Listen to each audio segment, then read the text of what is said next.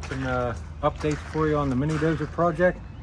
I was able to get all the outside bodywork done, the hood, the grille, and now we have a fully functioning hydraulic system.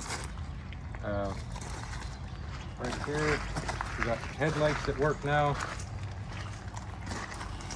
and then also got the cover on the jack shaft belt cover right here. So it's basically, I'm going to call it complete, other than building the front blade and any other attachments I might do.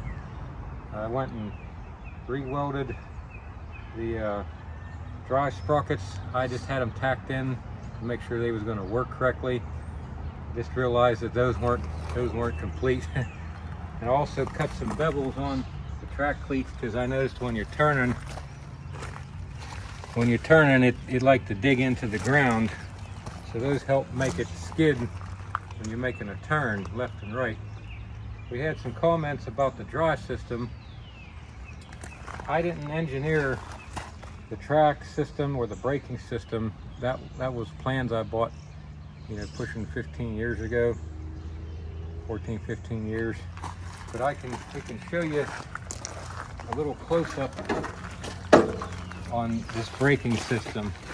We have here the wheel horse transmission. It was a wheel horse garden tractor that I used for a donor, and this is the wheel horse 2-speed transaxle. So he called for these double sprocket assembly. This is I think a number 50 drive chain. This goes up to a 10-inch hydraulic disc brake. This is a double piston caliper. I believe these are for a go-kart, like a higher performance go-kart. These are readily available on the internet. I got everything I think online for it. Anyway, this reduces, takes a lot less effort for the braking system through this chain drive. So when you pull back the lateral here, this engages the master cylinder, makes the caliper brake on the disc. So when you go, it's an open differential, and all you do is you're stopping one side. So you have to be careful when you stop on one side, the other side goes faster. It wants to go real fast. So just a little bit of pressure is all that's needed to make this thing steer. It works really well. I just followed the instructions. He had a really well laid out design. And then the undercarriage, that's all made out of 2x2 square tubing. I used 1/4 inch. I overbuilt everything. These are just idler sprockets that you can buy. I got most of my parts through surpluscenter.com. Most of these, like the sprockets, the chain come from eBay. It was Russian made chain. Not too often you see stuff made in Russia, but really good materials that I could try to find. And anyway, that helps answer some of the questions. The main drive is like the wheel horse standard. This is the clutch. It just uses a big 5/8 belt. When you push on the clutch, it just loosens up the belt. It's the same design as the wheel horse. You have your 3-speed transmission, your high and low range.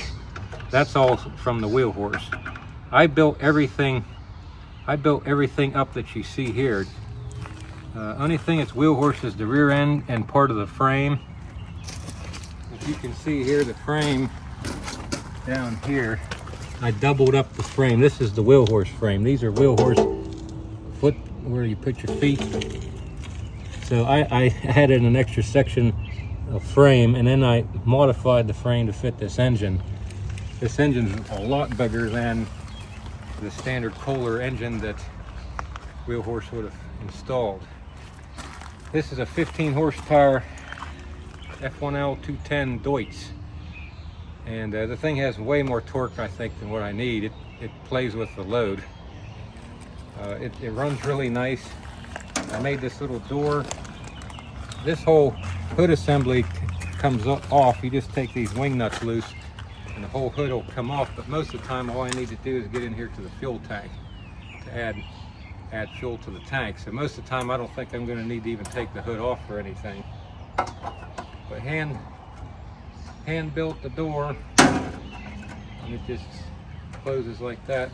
This is how I had to figure out how to make the drive system work, because the original Kohler is a lot narrower engine, a lot smaller engine. So this thing's so big and wide, I had to make a jack shaft.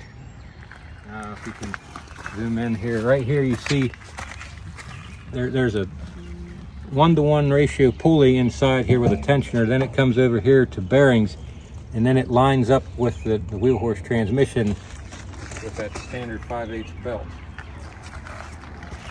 So I'm really happy how the whole project has come together. It's been a lot of years, a lot of work, a lot of hours, and it's been a real fun project. It just takes a lot of time. This is something you're not going to do overnight. I'd recommend to anybody that has the goal and ambition to do so. If any of you have any questions further on the design, I'll try to answer them if I can. One more thing, I wanted the hydraulics for this machine. The plan called for an electric winch, and I didn't really like that idea. I like full hydraulics, so I decided to power up. Let's look on the other side here. I just made a mount. I used a Lovejoy to hook up to the end of the jack shaft to run this 6 gallon per minute hydraulic pump.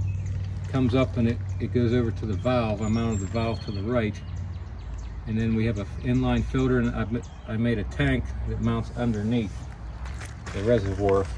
And right now it currently is circulating oil when the engine's running. I just don't have any of the attachments done yet, but that's for the future. We're gonna have to figure out now the mounts for the front blade and all the geometry involved in that. So we'll keep you updated as soon as we get some more progress. Thanks for joining us. We'll see you on the next one.